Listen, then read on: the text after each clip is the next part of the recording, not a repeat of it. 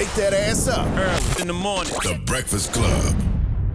Morning, everybody. It's DJ NV, Charlamagne the guy. We are the Breakfast Club. We got a special guest in the building from Queens, Stephen A. Smith, ladies and gentlemen. What's up? What's going on? How you feeling? Man? I'm good, man. How y'all doing, man? Blessed, black, and highly favored. The Cowboys are 3-1, man. You know, See our what life he couldn't starts? be better. No, enjoy it. He already purchased his tickets for Super Bowl. You know that? I know. That's the he same. thinks. That's the only thing I got love for Charlamagne, but oh my God, I mean, I don't understand it, man. Dallas Cowboys, they're like a virus, man. I mean, you just can't get rid of them. I mean, everywhere you go, you see Dallas Cowboy fans.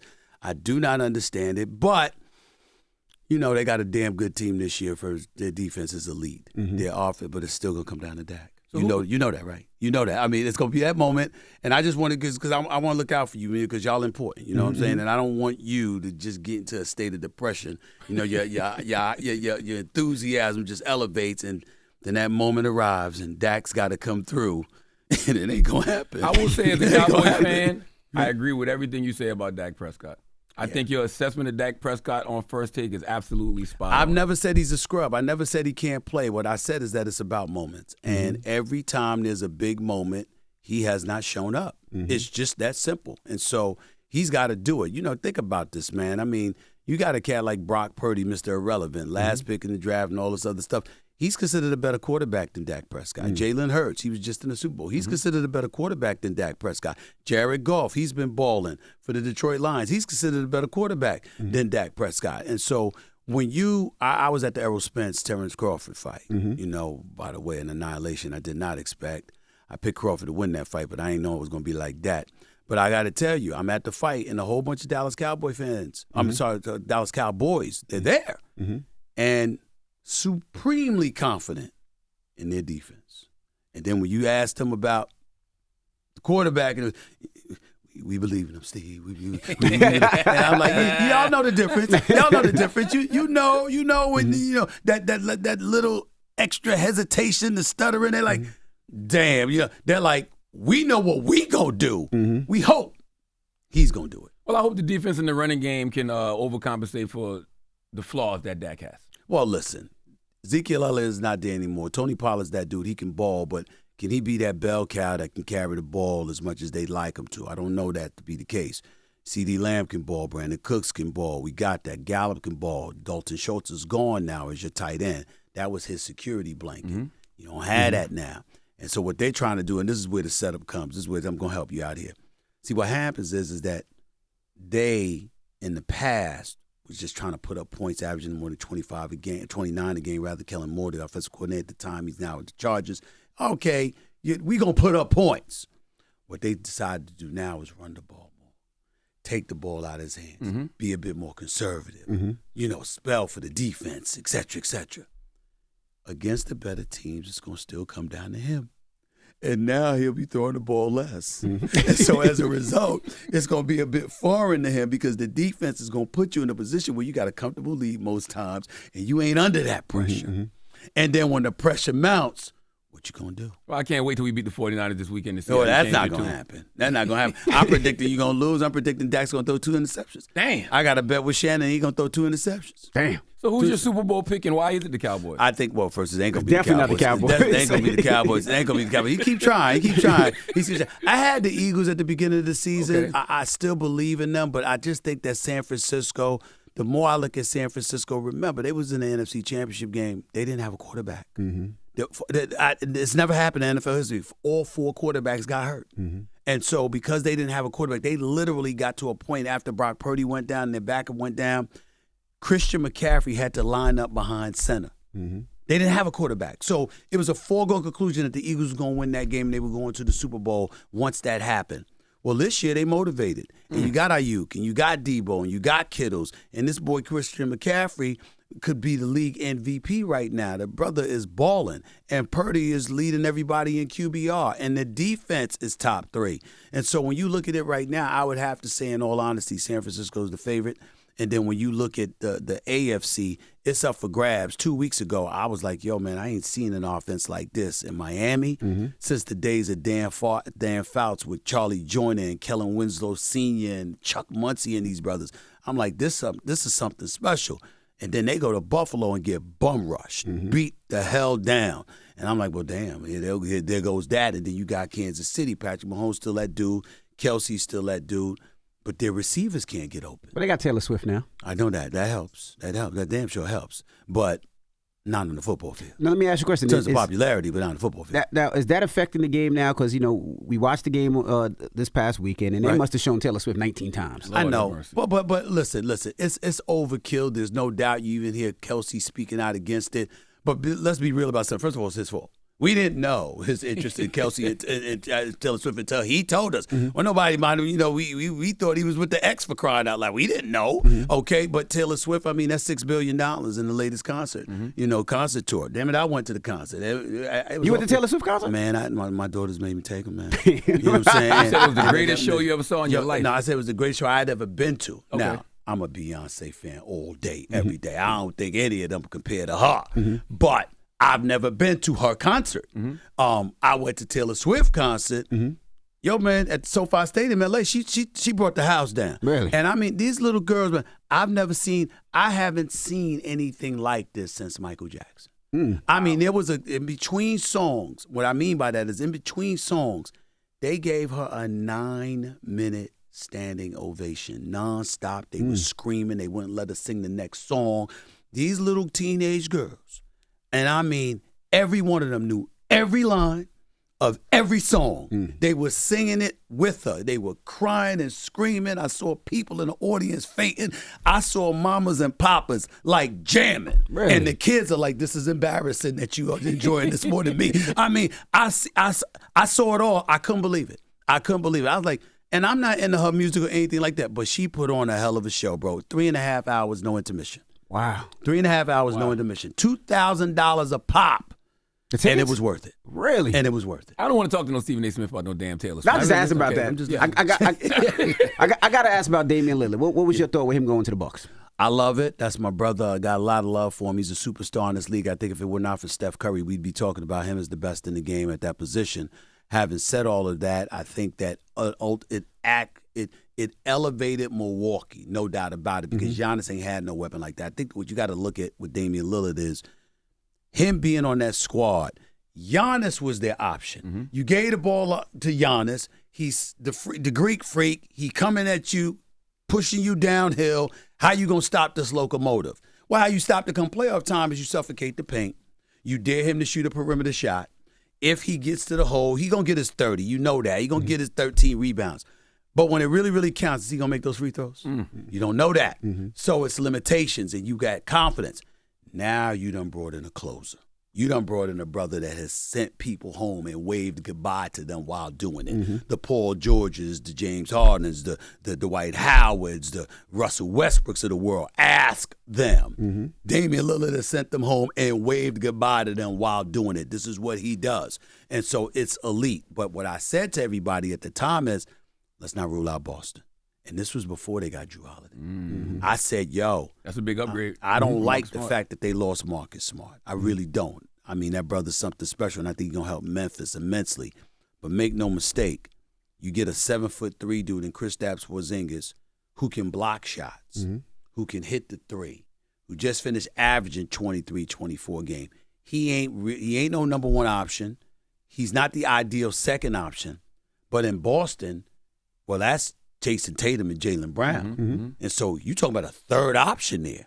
And so that made them formidable to begin with. But then when you turn around and you take that piece and then you add Drew Holiday to that, I don't like the fact that they lost Malcolm Brogdon. I don't like the fact that Marcus Smart is going.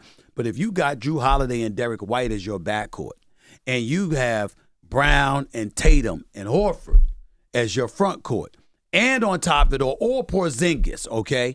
And you got Derek White coming off the bench because you got Jalen at the 2 and you're going to use Jason Tatum at the 3.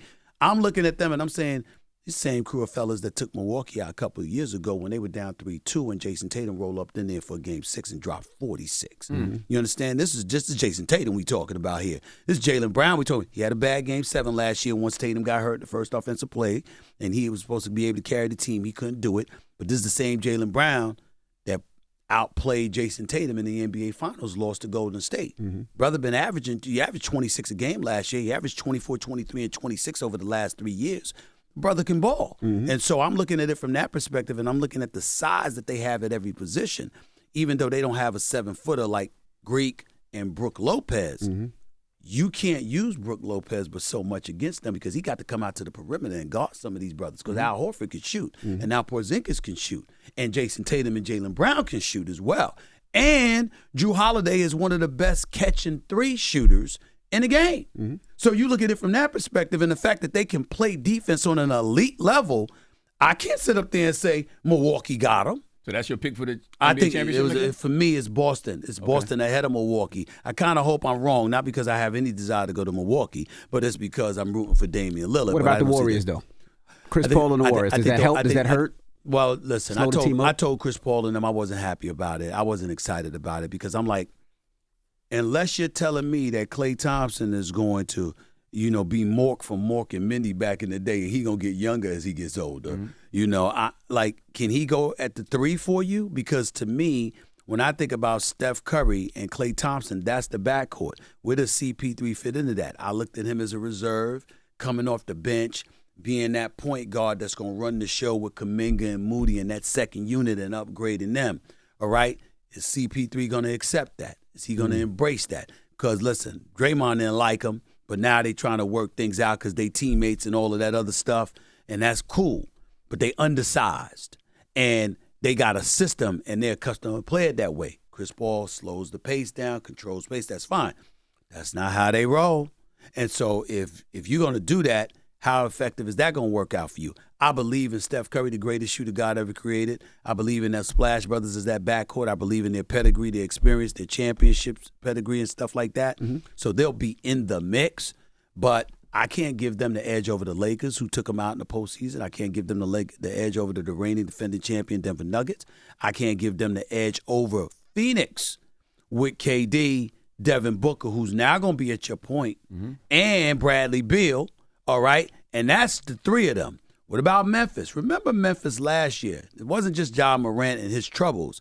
It was also Steven Adams and Brandon Clark that were hurt. Well, they back. Well, what you going to do with that? I mean, you can't ignore Memphis, and you can't ignore the Clippers, because if Kawhi Leonard and Paul George are healthy, one could easily argue they could have won the championship 3 years ago when Phoenix was in the finals against Milwaukee. Because if Kawhi is healthy and Paul George is healthy, I don't know if Phoenix beats the Clippers. And so you got to look at all of those teams before you make that kind of decision, and that's where I'm at with it. I got one more question about sports, then I want to talk strictly about Stephen A. Since you brought up the Clippers, who do you think will play more games next year, Ben Simmons or Kawhi Leonard?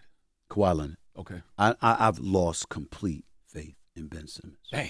The only thing I'm mad about is I didn't get a chance to tell him to his face. and the reason why is that we were at the spot last year, man. And I had a lot of respect for him. I'm not going to disrespect him as a man or a human being, but it's like, my God, bro, I get the mental aspects. Obviously, you and I have talked about that a lot of times with all the great work you've done in that regard. But you take the money, you know what I'm saying? Somehow, some way, no matter what troubles you're going through, the check is in the account. Yeah. And you cashing it. Somehow you on the bench looking like a male model. You know what I'm saying? While the rest of your team out there playing. You just looking at it and it's like, yo, bro, your boys need you. You understand that if you in Philly and you balling with Embiid, the way Tyrese Maxey is elevated, you realize what y'all could have been, right? You understand that if you in Brooklyn and with KD and Kyrie at the time and you could ball, you understand what you could have accomplished, right?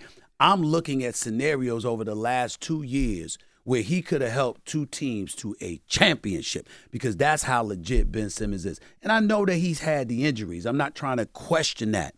But the point is, other people are going to question it because you couldn't bring yourself to play basketball. It literally was tantamount to you like standing on the front lines in Ukraine against Russia. It don't make no damn sense to me.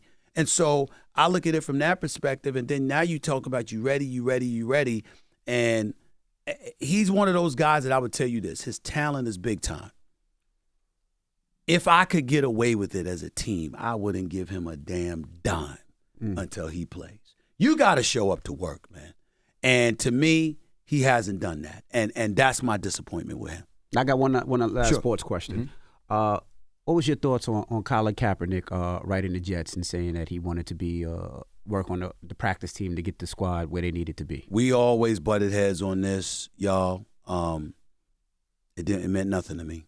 I knew it was going to be much ado about nothing. In 2019, and I remember when you came up first take and we talked about it later, listen, Colin Kaepernick's team, I'm going to say it again, reached out. They wanted help. They wanted a tryout with one team.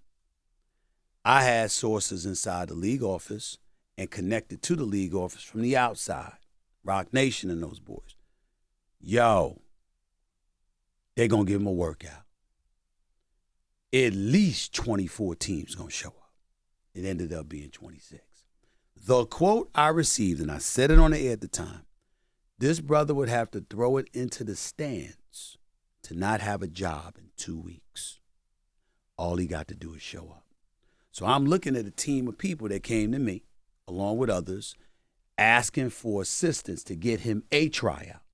The league had to give him the tryout, because individual teams didn't want to, y'all, because they were fearful that if they gave him a tryout and he didn't work out, he would be ready to sue them because he had already sued the league, reached the settlement, et cetera, and all the whole, the racial strife that existed, and he had articulated and highlighted wasn't just about police brutality and all of that stuff. He was also talking about the NFL to some degree. The teams were scared, so the NFL stepped in. And they said for the first time in history, we going to conduct this workout. And there was an issue with the waiver, and the waiver was different than what other teams had to. I called a league office, called general counsel. They was like, this, you damn right it's different. We never conducted a workout as a league.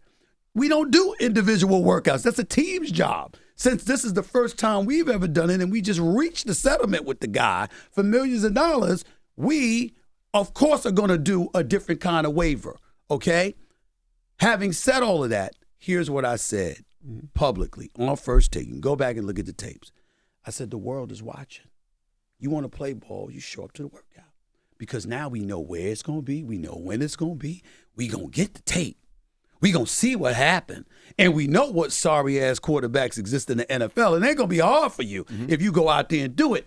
Go out there and do it and trust the rest of us. You had the Breakfast Club. You had First Take. You had Get Up. You had everybody, everywhere. Black America was like, yo, you going to treat this brother right. Show up and work. If he show up, give him a fair shot. And in my eyes, he didn't trust us enough to look out. I'm talking about the tsunami of folks that talk sports and beyond. You didn't trust us to use your greatness as an athlete and say, we see what you got up in there, and bring the tsunami down upon the NFL and make sure now that you gave him this tryout that ultimately you gave him a job. You passed. And you did some work out at a high school football field an hour and 20 minutes away, giving them 2 hours notice. Nah, I said it from that day. I said, it's over. They just found the perfect excuse. They ain't never going to look at him again. Just this past year, 14 black quarterbacks started in the NFL opening week, and 7 of the top 11 paid players in the NFL at the quarterback position are black. I only bring up that number because that's what the owner's going to say. They're going to be like, look, man, we good. We getting our money. We got black folks in here excelling and getting paid. He had an opportunity to do that. He passed. And it's that simple. I said it that day. It's over. I ain't been wrong yet. People don't often look at what we do in the terms of athletes, what I do. So when I say, when I see you get a player of Shannon Sharpe's caliber on your team, how do you adjust your game? Well, listen, first of all, it's about respect and humility. And here's what I mean by that. I ain't no 3-time Super Bowl champion. I ain't no Hall of Famer. I'm not the greatest tight end in NFL history. One of arguably the greatest tight end in NFL history. He had those credentials coming to the table. And so for me, I don't got nothing to do with this though. I understand that. But he has done a good job, and he has been in the business for years. Absolutely. And so looking at the job that he did, knowing the roster of cats that I had, Marcus Spears, Ryan Clark, and all these other folks, I certainly wasn't interested in getting rid of them. But I knew that he was a talent that would add. He would be an additive to me. He wouldn't be a liability. But more importantly than that, man, I was where he was. 2009. We talked about this when it was with me, my book, or various other interviews both of y'all have done with me. Man, I know what it's like to be out in that streets and be unemployed and for them to be writing your epitaph and all of that other stuff. And I was like, there wasn't a brother in Stephen A's position to help me, but I'm in that position. And so I called him up and I said, yo, what you want to do? And he's like, yo, man, if you have me, I said, yeah, I want you. Hell yeah, absolutely. I'm shocked he wasn't in a non-compete. Said what? I thought he was going to be in a non-compete. Well, listen, when they let you go, they let you go. Yeah. I mean, like, if you leave, that's when the non-compete kicks in. But when they let you go, and that's why I was like, I'm sitting there when people argue and they talk about, listen, I'm not trying to tell their business. That's their shop. I got my shop. But at the end of the day, it's like, yo, y'all, he's here. What the hell do you think happened? You know what I'm saying? Because if he left of his own volition, he would not have been able to be. That's true. At the competition. So it's just pay attention to the logic of it all. He was available because they let him go. And so they let him go to him. To me, that was their loss. It's my gain. And I'm going to always, guys know what my approach is. I know what I'm talking about as a reporter and pundit that covered the sport. I didn't do what you do. So, yeah, look at me as the scribe that's walking into the locker room, telling you what I saw, what I think I saw, nudging you, even antagonizing you from time to time, trying to make sure you understand I'm trying to get to the bottom of the situation. Just like when y'all interview folks, y'all do the same thing. It's your job as that expert to say, nah, that ain't what happened. Here's what happened. Absolutely. Right? And I know at that moment, in terms of doing television, when it's time to debate and when it's time to step the hell back and be informed. And that's what all of them. Ryan Clark is sensational, knows his football. Shannon Sharpe knows his damn football, y'all. I'm just telling you right now. Dan Orlovsky, all of these cats know it. I'm arguing with Mad Dog Russo. That's different. We're both scribes. We're both pundits. We've been doing that for our careers. But when you are sitting across from players, you got to have that respect where they know that you know who they are compared to you in terms of their athletic knowledge about what's actually happened on that field or court of play or in the locker room. When you see me butting heads with an athlete, it's because I'm saying, you ain't giving it to me. There's more to this. Tell me what it is. You see what I'm saying? Because you know. And so when you trying to give an answer, and not only that, I'm going to your contemporaries. So if you play for the Knicks and you play for the Knicks and somebody else plays for the Knicks, if I'm debating you, it's not because I think I know something you don't. It's because somebody else told me who knows what you know, and I happen to believe you holding out on me because I've heard otherwise. And that's where you go at it. But what you don't do is talk to them like you know what they know. As players. Absolutely. No, you don't. But they got to be able to communicate that. That's Everybody right. can't do it. That's right. Ryan can do it. That's correct. Shannon can do it. That's correct. Everybody can get on that microphone and communicate. That's correct. That. But you have to be compassionate enough to know the difference. Like some cats, they just don't have the ability to articulate. That's right. And so when you know that, it's like, how cruel you gonna be? It's like I'm talking to somebody and every other word out of your mouth, you know what I'm saying? Well, no, I don't know because you ain't say shit, so I don't know what you're saying. But my point is, you got to have some level of compassion where you know, all right, I can peel this out of them, but this person don't have that ability to articulate it. I'm not gonna sit up there and just bring it down on them. I was going to ask, how much flack did you get because when you're arguing or going back and forth with a football player, I'm sure they're thinking, you never played the sport. Nah. You didn't have not the anymore. Oxygen in Denver when Dewey was or this or the other. You don't go with that. But they don't do that anymore. And that's where my reputation has helped me immensely because anybody that walked through the doors and you tell me this is what you want to do, all you got to do is ask for my help and I'm going to give it to you. You know what I'm saying? I mean, you want to do this, here's how you do it. And I'll tell them that. And a lot of times I'll let them know, listen, I'm going to come at you. We're not orchestrating anything. I'm not letting you know what all my opinions are. But from a generic perspective, I'm letting you know if I see something, I'm going to attack you. I'm going to get right at you but the reason I'm doing it is for you to pull out your level of expertise. Gotcha. So if you watch cats debate with me, all of a sudden they'll up the ante as a segment progresses because I zero in on them and they get up because they like he's coming for me now. He's because that's my way of saying to them, you're holding out. You didn't give me what you got, and I'm going to get this. Now, either that or I'm right. Which one you willing to admit? Stephen A., you right, or Stephen A., you wrong? And if you say, Stephen A., I'm wrong, you got to tell me why. And so when you have to tell me why, that's what makes a debate show. Gotcha. And that's what it's about. Now some weeks ago, something you said, which you said several times, you wrote about it in your book. You talked about, your experience with Max Kellerman working on the show. And I saw a reaction from Marcellus Wiley, and he said you got rid of Max Kellerman because Max wasn't dumb and white. Okay. Well, let me say this. I'm going to address that last part. The first part, I'm not addressing it anymore, and here's the reason why. Some people want to do anything for clicks. Y'all don't have to do that. I don't have to do that. We're established. But others have to do that. And so when you see that's the tsunami of comments and all of this other stuff, even my bosses called me. It was like, yo, man, it's in your book. Enough's enough. And I'm like, they're right. I had nothing to say about it anymore. The ratings speak for itself. The decisions that were made speak for itself. It is what it is. Business is business, period. In terms of what Marcellus Wiley said, now that I will address directly. And I only have one thing to say. He and I work together. Got a lot of respect for him. I know the man he was talking about as his best friend. I get all of that. No problem. Here's my only issue. For a black man to sit up there and say another black man is scared of somebody's intellect. Come on, bro. That's just the line you crossing. And I have nothing more to say other than that. That's sad that he would go that route. I guess that he's going to get attention because obviously everybody who watches The Breakfast Club every chance we get, and he's going to see, talk about it. I'm certainly not going to argue with him. I've always had a lot of respect for him. Me and Marcellus Wiley have never had one issue.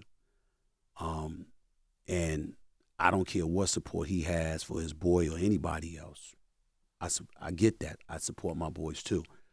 But I would never in a million years say that one black man is scared of the intellect of a white man. Damn. I would never, ever, ever do that.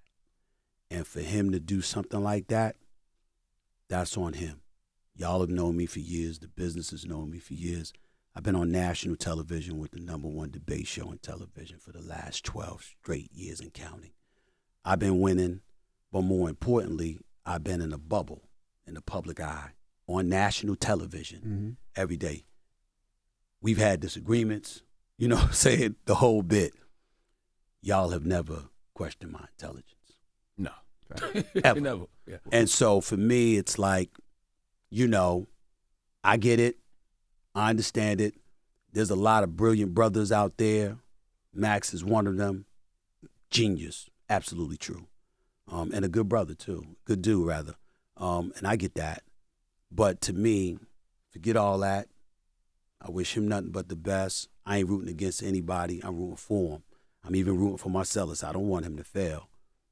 But if I ever saw him again, one-on-one, it would be like a black man going in a public platform and saying another black man is scared and not of as a smart white as guy's. Yeah. No.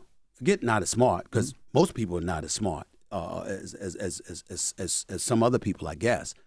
But that don't mean we're devoid of high intellect and intelligence. But to say that I fear the intelligence of any man, I've debated Dr. Michael Eric Dyson. I've debated Cornel West. You see what I'm saying? I've been on the phone with President Obama. I've debated political pundits, and I'm not even a political aficionado. We're talking sports, y'all. This ain't science class. This ain't, this ain't geometry or trigonometry or something. This ain't, we ain't in law school trying to pass the ball. This is sports. Scared of the intellect and intelligence of a white man? Okay. What pissed you off more, Marcellus' comments or Terrell Owens' comments when he was on First Take back in the day and said you weren't Max was blacker than you? Oh, no, that was just ignorant. Listen, you and I have talked about that. We all have talked about it. Black folks, our community, there ain't nothing in this world that I love more than black people. Ain't nothing I'd rather be other than black. But that don't mean that we don't have our issues as a community. And a lot of times when you think differently, when you think independently, our own gets at you because they want us, 1 minute we want to be independent in a maverick style, and another minute we want to walk around and act like we're supposed to be one monolithic group, all aligned in terms of our thinking. I don't subscribe to that. Nobody thinks for me. I think for me, and I make my own decisions. But when Marcellus said what he said, it was a disappointment, because you hurting us when you say that, not me. You hurting us because, dare I say, I think I've accomplished enough where, my level of intelligence is respected. Mm-hmm. So what about those that may not have accomplished what I've had or haven't had an opportunity to really, really expose the level of intellect they possess? Mm-hmm. Well, what are you going to say about them? Mm-hmm. Not him specifically, but a country that's looking at a black man saying that about another black man. So that's fine. But the T.O. thing was just, that was what pissed me off because his lawyers contacted ESPN to sue me. Now, he wants to say that wasn't him, that was his lawyers. I'm like, they work for you. They sue you for what? That's what he said. Because he tried to say I said something off the record that I didn't say. Wow. So I don't, but I've never, listen, doing what I do, I would never violate a trust because you don't have any credibility. You do that. One of the things you have to do is know how to keep secrets. You can't open your mouth publicly when you gave your word that something's told to you in confidence. So when you threatened to expose something about him, when you retweeted him, that's what it was? No, what I was saying, no, that wasn't what it was. What I was trying to say to him is that I wasn't even trying to threaten to expose anything. I'm trying to say we all know all the troubles you've been through. We can talk about it, but that's neither here nor there. But that's all I was saying. And then when he called me and talked about I didn't tweet, I retweeted. Well, that's tweeting. Word. I mean, I don't know what to say, So, but I was only pissed off about that, and but that's over and done with. We spoke on it, we had our words, and that's that, and we move on. But that pissed me off more. The Marcellus thing, to answer your question, made me sad. Stephen got to go. I got one last question. Sure, man. This is as a father. Yeah. Charlamagne has 4 kids. I have 6. I have 2. You have 2. Yeah. Where do you find the time, right? Because I think I work a lot, right? I'm traveling everywhere, but I'm like, sports never ends. Right. And you're always doing sports. When do you find time for your family and your kids? Well, first of all, it's never enough time. My daughters will be the first to tell you that. They are not happy with me sometimes because even when I'm with them, I'm a bit distracted because there's some sport event going on and there's something percolating or whatever. I treat them like the queens that they are. I do the best that I can, but the one thing I am unapologetic about, for better or worse, is that I grew up poor. I grew up starving. And I watched my mother slave, as I stated in my book, because, my father didn't handle his business. And that's why the title of my book, Straight Shooter, is dedicated to my mother because my mother was always a straight shooter. Mm-hmm. And I was always of the mindset, provide and protect. Do everything that you can to elevate the quality of life of your children. Make sure they know what you're doing and why. So my daughters know when I'm on television. They know where I'm on television from. I called, I'm with them every day. I call them several times a day. They know what I'm doing, where I'm doing it from. They know where to find me, etc. Because with children especially, it's important that they know. They may not like it, but when they're able to turn on the TV or click on the radio and they hear you or they see you, daddy's working. Daddy's working. And so when that's the case and then they reap the benefits of your labor, they may not like it sometimes, but they also know that everything they have is because of you. And so that goes a long way. And then outside of that, you find the time. It ain't about finding it, it's about making it. The bottom line is I don't have time because I am busy. I make time. I mean, I could be having to work. I get off at 12 noon, and I might have to work at 3. Well, I'll go see him until 2. And then I leave and I come back. And then I get off at 7. I go see him at 8. And I've flown. I've had to take a flight from L.A. to Dallas, and I flew on the red eye to New York just to take him to school, and then flew right out to Dallas. Wow. Something like that. It's little stuff like that that's big things to them when it really, really counts because they know that you're sacrificing for them. And when they know that, they appreciate it. And more importantly, it's something that they'll hold others accountable to down the line. They'll be like, this is how my dad treated me. How you gonna treat me? That's right.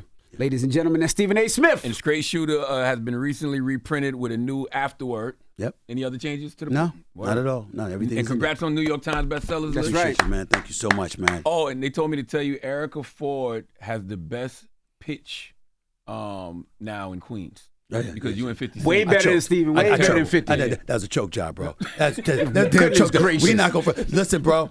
Embarrassing. I was embarrassing. That shame. It was a shame. It was a shame in New York. I was in front of the Yankee dugout, and 60 feet 6 inches. I'm throwing strikes. About 30 pitches. Throwing strikes, and then they said it's time to go to the mound. And I walked up there, and the mound's 10 inches off, and I turned around. And I saw home plate. I said, oh, shit. What have I done? What have I done, right?